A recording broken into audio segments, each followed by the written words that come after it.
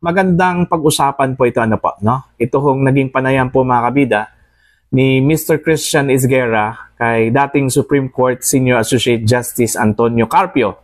Ito po ay patungkol doon ho sa posibilidad na hindi ho matutuloy itong impeachment trial po laban po kay Vice President Sara Duterte nitong kongresong ito, ano? Itong 19th Congress po, at malamang sa 20th Congress na po ito mangyayari, ano po, no? Pakinggan muna natin itong panayam po ni Mr. Christian Isguera kay dating Supreme Court Senior Associate Justice Antonio Carpio, at pagkatapos niyan ay himay-himayin po natin yung kanyang mga sinabi at magre-react po tayo, mga kabida. Narito po. Wala nang time ang Senate kasi mag-election na, campaign period will start February 11. Wala na silang time. Babalik sila June. Pero sa June, konti lang. I think they have just 2 weeks to have 14, 15 session days. At saka, walang, they will not be interested. Hindi matapos. Kasi you have to give Sara 10 days to answer the complaint. Maubos yun eh. Yung 15 days yun, baliwala yun eh. Because you have to give Sara time to file his comment. Anong position ng? Ang position namin, don't file it now because you cannot act within, kasi mag-expire yung Senate eh. So there will be a new Senate. So you have to refile it.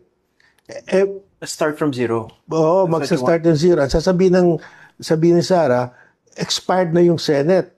So, they have to start all over again.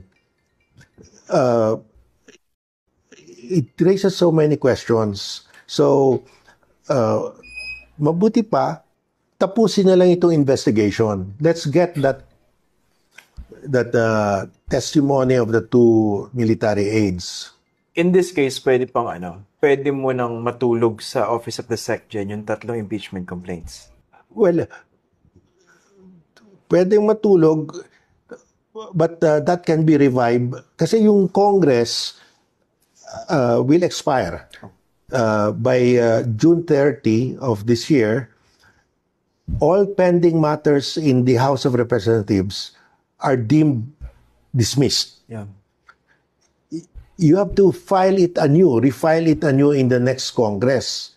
So lahat yung mga unfinished business deemed terminated. So you have to refile it. So you have to refile it again eh. Okay. But if you already the impeachment complaint reached already the Justice Committee, you cannot refile it within 1 year eh. Yung 1-year ban kasi hindi pwedeng within the same year i-impeach mo na naman. Is impeachable officer. Yung pinag-uusapan po namin na ban, no? So ang position nyo sa next Congress na. Yes, next Congress na para klaro. In the meantime, you complete now your evidence. Kasi may isa pong school of thought, others are pushing for this. Simulan na yung proseso rito, tapos yung concept na continuing Senate. Yes, that you have to do that kasi ang theory ng continuing Senate is that the Senate does not expire unlike the House. Dahil 12. Kasi 12. But yung 12 cannot even elect their officers because you need 13. Dati, it was a continuing Senate because 1/3 lang. You elect only 1/3 of the Senate every election. So, definitely more than a majority remain. But ngayon, 12 eh. And 12 is not a majority. So may tulog din yung concept. Yes, yung concept na yun can lose in the Supreme Court. Ayun po, no? Parang sinabi po ni Justice Carpio po, mga kabida, na minadali po itong pagsampa po ng articles of impeachment dyan ho sa Senado, no? Kaya ito po yung nangyari, no? Parang hindi ho matutuloy dahil ho sa kakulangan po ng panahon, ano? So, posibleng mauuwi lang po ito sa wala. Ito kung pinaghirapan po ng mga complainants at ng mga congressman po natin dyan, dyan ho sa House of Representatives para mangalap po ng perma at may transmit po itong articles of impeachment. Ano? Kasi kahit na po babalik po itong mga senador po natin sa June 2, sabi po ni Justice Carpio, kukulangin pa rin yung oras. Ano? Kasi during the whole month of June, no, meron na lang pong 14 to 15 sessions yung Senate, ano, mga kabida. At mind you, magtatapos yung ating Kongreso on June 30, ano? At kailangan po bigyan ng due process po itong si VP Sara. Okay, since bibigyan po siya ng due process, kailangan po siya ng 10-day period po para sumagot doon ho sa mga reklamong ito. So basically, kung titingnan po natin yung timeline, kukulangin talaga, no? Kukulangin talaga mga kabida. So, most likely, yung ending is deemed dismiss yung articles of impeachment, ano? Ngayong Kongreso po mga kabida, no? So, nararapat lang daw na sa susunod na po na Kongreso isasampa po ito.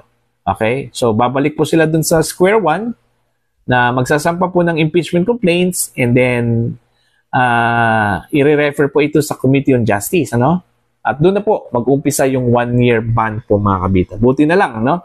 Itong impeachment complaints na ito ay hindi ho na i-refer sa Committee on Justice.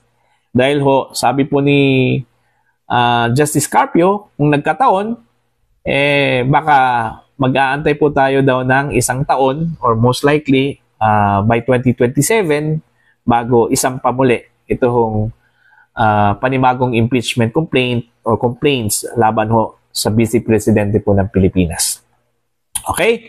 So, anong tingin ho ninyo dito po mga kabida, no? Para sa akin po, no, kung tatanungin niyo ako patungkol ho dun sa advantage at disadvantage po para ho kay Vice President Sara Duterte, kung ngayon po yung impeachment trial, advantage po ito para ho sa Vice Presidente. Why?